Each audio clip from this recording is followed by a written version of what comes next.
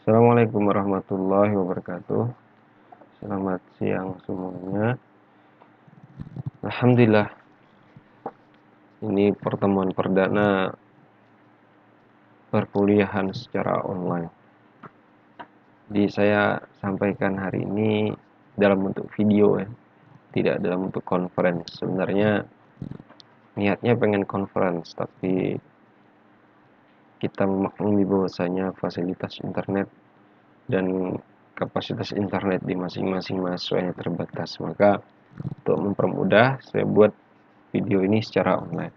Baik, kawan-kawan, ini mata kuliah statistika dan probabilitas. Jadi pertemuan pertama hari ini kita bahas tentang pendahuluan dulu. Sebenarnya pada prinsipnya ini adalah review daripada materi perkuliahan sebelumnya di statistika dasar. Jadi kembali saja, sebenarnya ini ringan-ringan, mata kuliah ringan hari ini. Jadi untuk materi pendahuluan hari ini, kompetensi yang diharapkan mahasiswa setelah kuliah ini yang pertama adalah mahasiswa mampu memahami statistika dan ruang lingkupnya. Yang kedua, mampu memahami teknik-teknik penyajian data dalam berbagai bentuk. Nah, jadi nanti untuk yang pertama, kompetensi pertama, saya akan sampaikan definisi daripada statistik. Jadi bagian-bagian daripada statistik itu apa saja, serta nanti yang kedua, bentuk-bentuk penyajian data saya sampaikan. Jadi pada prinsipnya kita tinggal menggunakan software yang ada saja. Jadi paling mudah kita pakai Excel. Kalau saya kebetulan biasa sering pakai Origin. Karena kebetulan Origin berbayar, jadi kita pakai yang paling sederhana, Microsoft Office, pakai Excel. Baik, ini kompetensinya. Kedua, kita lihat definisi daripada statistik. Jadi apa definisi daripada statistik? Jadi kalau kita lihat definisi dari statistik yang disampaikan oleh Pak Profesor Agus Irianto, bahwasanya statistik itu adalah sekumpulan cara. Jadi atau aturan-aturan yang berkaitan dengan pengumpulan data, pengolahan data, penarikan kesimpulan, atas data-data yang berbentuk angka. Jadi keywordnya di sini adalah berbentuk angka dengan menggunakan satu asumsi-asumsi tertentu. Nah, sedangkan statistika ini adalah cabang ilmunya. Jadi cabang ilmunya yang mempelajari tentang bagaimana mengumpulkan data, menganalisis, menginterpretasi data, atau dengan kata lain, jadi dia menjadi alat dalam menentukan riset empiris. Jadi ini adalah statistika. Baik, berikutnya kita lihat ciri khasnya daripada statistik itu.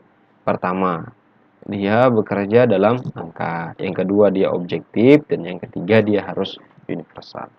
Jadi dia angka, objektif, dan universal. Nah, sedangkan fungsinya dia yang pertama menggambarkan data dalam bentuk tertentu. Habis itu, jadi bentuk tertentunya dalam artian di sini bisa dalam bentuk tabel, bisa dalam bentuk grafik. Jadi grafik pun macam-macam. Nanti kita akan bahas bagaimana penyajian datanya. Yang kedua, dia statistik ini menyederhanakan data yang kompleks menjadi data yang mudah dimengerti. Ya, ada banyak sekali data. Kalau kita sajikan dalam bentuk statistik, maka mudah sekali dimengerti. Jadi inilah kemudahan daripada statistika. Yang kedua, berikutnya adalah kita tahu bahwasanya statistik ini merupakan teknik untuk membuat perbandingan. Jadi kalau kita punya data sebelum dan sesudah, ini kita bisa bandingkan. Jadi kumpulan-kumpulan data ini bisa kita bandingkan. Berikutnya adalah dengan statistika ini dapat memperluas pengalaman individu. Nah, habis itu kita dapat mengukur besaran suatu gejala dan kita bisa menentukan hubungan sebab akibat. Nah, kegunaannya statistika. Yang pertama, dia membantu penelitian untuk menentukan dalam menggunakan sampel sehingga penelitian dapat bekerja secara efisien dengan hasil sesuai dengan objek yang diteliti.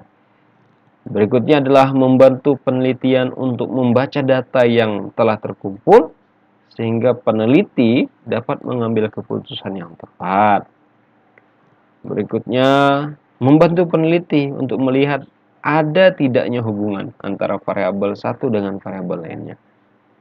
Dan membantu peneliti itu untuk menentukan prediksi untuk waktu yang akan datang. Ini daripada kegunaan daripada statistika. Nah, dari sisi pemerintah, kalau tadi dari sisi penelitian, dari sisi peneliti untuk penelitian. Nah, untuk pemerintah bagaimana? Nah, biasanya kalau pemerintah ini kan berbicara pembangunan, rencana, habis itu macam-macam intinya pemerintah itu. Jadi contoh sekarang saja, contoh sekarang ini kan pemerintah dengan membaca keadaan ini bisa pemerintah memprediksi bagaimana pertumbuhan ekonomi dan seterusnya. Nah, jadi pemerintah itu menggunakan statistik ini dia untuk menilai hasil pembangunan masa lalu dan merencanakan masa yang akan datang. Jadi pemerintah ini banyak berkepentingan dalam data statistik, terutama data pertumbuhan penduduk, habis itu bagaimana tingkat pendidikan mereka dan seterusnya. Ini perlu data statistik. Untuk pimpinan, bagaimana? Pimpinan ini menggunakan data statistik biasanya untuk pengangkatan pegawai baru. Jadi berdasarkan analisis jabatan, ya ini berdasarkan data statistik juga. Jadi perlu pengangkatan pegawai baru, habis itu pembelian peralatan baru, peningkatan kemampuan karyawan, serta perubahan sistem kepegawaian. Ini diperlukan data-data statistik yang dipelajari sebelumnya. Nah, untuk penduduk, jadi pendidik ya, bukan untuk para pendidik, seperti halnya dosen atau guru, ini menggunakan data-data statistik ini untuk mempelajari kedudukan siswa. Jadi dari data statistik itu bisa ditentukan ranking ya kan. Nah, prestasi belajar, efektivitas metode pembelajaran yang diberikan. Nah, habis itu metode pembelajaran. Nah, kira-kira sudah tepat atau tidak.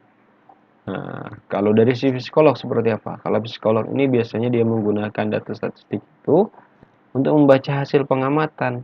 Jadi baik melalui tes maupun observasi lapangan. Nah, contoh data statistik. Kalau contoh sederhana saja kita tampilkan di sini. Misalkan, contoh nih, saya menghabiskan biaya perkuliahan 250.000 rupiah per bulan. Nah, ini untuk yang hemat sekali, miskin ya. Jadi 250.000 sebulan. Ini berdasarkan apa? Ini berdasarkan data-data empiris sebelumnya. Nah, habis itu misalkan lagi jumlah tindakan kriminal di Jawa Barat meningkat dari tahun lalu 10% misalnya. Ini berdasarkan data sebelum dan sesudah. Nah, ada perbandingan. Atau krisis moneter misalkan mengakibatkan 30% anak-anak mengalami putus sekolah. Nah, jadi inilah contoh-contoh data statistik. Jadi dengan data statistik bisa akhirnya ditarik kesimpulan. Atau yang terakhir misalkan mahasiswa yang baik itu akan membaca buku minimal 2 jam per hari. Ini hasil penelitian, ya, penelitian statistik. Bahwasanya disimpulkan bahwasanya dengan membaca 2 jam per hari, maka mahasiswa ini akan menjadi mahasiswa yang cukup pengetahuannya. Nah, jadi kalau kurang, wallahu a'lam. Sekarang kita lihat pembagian statistik. Statistik ini dibedakan menjadi yang pertama, berdasarkan isi yang dipelajari, yang kedua, aktivitas yang dilakukannya. Kalau isi yang dipelajarinya itu dibedakan jadi dua, ada teoritis, ada terapan. Nah, tetapi untuk aktivitas yang dilakukan, ini ada yang deskriptif, ada inferensial. Nah, kita lihat satu persatu. Baik, untuk yang teoritis. Jadi teoritis ini pada prinsipnya yang diperlukan adalah dasar matematika yang kuat dan mendalam. Karena orang-orang belajar statistik secara teoritis ini, dia akan membahas bagaimana perumusan sifat-sifat, dalil-dalil, rumus-rumus, dan menciptakan model-model serta segi-segi lain yang teoritis dan matematis. Nah, jadi intinya keadaannya seperti itu. Jadi biasanya dilakukan oleh mahasiswa-mahasiswa program studi statistika. Ini statistika teoritis. Selanjutnya, kalau yang terapan, ini mengambil salah satu saja. Jadi semata-mata dia untuk segi penggunaan saja. Nah, jadi dipelajari statistika terapan. Jadi kita kenal sebagai model atau metode statistika. Nah, jadi biasanya di sini tidak dipersoalkan bagaimana didapatkan rumusnya, bagaimana aturan-aturannya didapat. Pokoknya ada, langsung pakai saja. Ada, langsung pakai. Ini statistika terapan. Nah, sekarang kita lihat tadi. Kalau berdasarkan aktivitasnya tadi ada dua kan, ada deskriptif, ada inferensial. Nah, kalau deskriptif ini dengan adanya statistik ini bagaimana kita memudahkan membaca untuk mendeskripsikan sesuatu. Jadi prinsipnya adalah statistik deskriptif itu hanya digunakan untuk menyajikan dan menganalisis data agar lebih bermakna dan komunikatif, disertai perhitungan-perhitungan sederhana yang bersifat untuk memperjelas keadaan atau karakteristik data yang bersangkutan. Nah, jadi seperti itu keadaan statistik deskriptif. Berikutnya, kita lihat kalau inferensial seperti apa. Kalau inferensial ini statistik yang berhubungan dengan penarikan kesimpulan. Nah, jadi inferensial ini penarikan kesimpulan. Intinya inferensial ini untuk membuat satu keputusan atau pada prediksi. Nah, jadi inferensial. Nah, kita bisa lihat ya. Misalnya nih, inferensial ini merupakan langkah akhir ya dia. Langkah akhir daripada tugas statistika. Karena dalam setiap penelitian, langkah akhirnya adalah satu kesimpulan. Baik. Nah, ini kalau tadi inferensial itu ada parametrik, ada non parametrik. Bisa nanti dilihat. Nah, slide ini bisa mahasiswa dapatkan langsung di Edmodo. Baik, kita lihat untuk penyajian data. Untuk penyajian data, ini data itu bisa ada dua. Ada tabel, ada grafik. Ada tabel, ada grafik. Nah, penyajian data itu udah bisa dalam bentuk tabel dan grafik. Nah, untuk penyajian tabel, itu dikenal ada dua jenis ya. Yang pertama ada one way table, ada multi way table. Nah, secara sederhana multi way table yang disajikan dalam perkuliahan ini dua. Ada yang dua arah, ada yang tiga arah. Nanti selanjutnya bisa disesuaikan.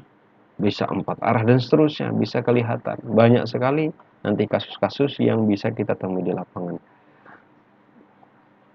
Nah, contoh misalkan tabel arah tunggal. Jadi dia hanya satu kategori atau karakteristik data saja. Contoh ini kita lihat hasil ekspor ikan misalkan. Ini tabel ekspor ikan. Jadi dari tahun 91 sampai 2001 misalkan. Nah, bisa dilihat berapa nilai volumenya, berapa ribu ton. Nah, ini satu kategori saja yaitu volume ya. Jadi satu kategorinya volume, berapa ribu ton. Nah, berikutnya kita lihat kalau tabel dua arah. Ini bisa kita lihat nih tabel dua arah. Kategorinya ada jurusan, ada asal sekolah. Nah, bisa dilihat tuh contoh misalkan ini tabel hasil pendaftaran mahasiswa baru. Nah, misalkan teknik mesin itu dari jurusan SMA itu ada 200. SMK ada 100. Nah, jadi jumlah total adalah 300. Bisa kita lihat. Nah, sipil seperti apa dan seterusnya. Ini dua arah. Sedangkan yang tiga arah bisa kita lihat. Ini ada jurusan, ada asal sekolah, ada jenis transportasi. Nah, ini bisa kita lihat. Ini tiga arah. Jadi tergantung bagaimana kita menyajikan tabel. Nah, sekarang selain dalam bentuk tabel, jadi dalam statistik itu data disajikan biasanya paling mudah ini dalam bentuk grafik. Nah, karena kalau tabel ini kan sedikit. Kalau grafik itu data yang banyak bisa dijadikan komprehensif. Satu gambar saja bisa kita melihat. Nah, biasanya disajikan dalam bentuk bar chart, line chart, pie chart, atau pakai scatter diagram. Jadi kalau tidak bisa diatasi dengan diagram batang, diagram garis, atau diagram lingkaran. Kalau biasanya kan kalau batang, garis, ini datanya tidak terlalu fluktuatif ya, jadi mudah disajikannya. Tapi kalau sudah banyak sekali, ya ini mudah disajikan dalam bentuk diagram pencar atau scatter diagram. Jadi dengan scatter diagram nanti tinggal kita lihat, hitung berapa kira-kira regresinya. Nah, itu untuk memudahkan kita. Bisa juga disajikan dalam bentuk kartogram. Kalau 4 grafik di atas, mudah kita bisa sajikan dalam bentuk ya, menggunakan Microsoft Office, pakai Excel bisa. Tapi kalau kartogram, wah ini perlu digitasi, kan? Jadi tidak bisa kita menggunakan Excel biasa. Jadi kalau kartogram ini biasanya untuk menggambarkan sebaran. Nah, untuk menggambarkan sebaran, tapi dalam bentuk gambar, mudah. Hari ini kita terkadang kan di media sosial kita dapat kiriman WhatsApp, uh, informasi sebaran pasien virus corona misalkan. Ya, ada yang statusnya PDP, untuk di Kalsel misalnya sebarannya per kabupaten. Kabupaten Sungai Utara yang PDP berapa, ODP berapa, itu kelihatan sebaran-sebarannya. Nah, biasanya digabung, ada piktogramnya. Jadi dalam bentuk gambar. Kalau piktogram itu yang paling sederhana, eh, kita sajikan data itu dalam bentuk simbol-simbol. Nah, ini piktogram, simbol-simbol.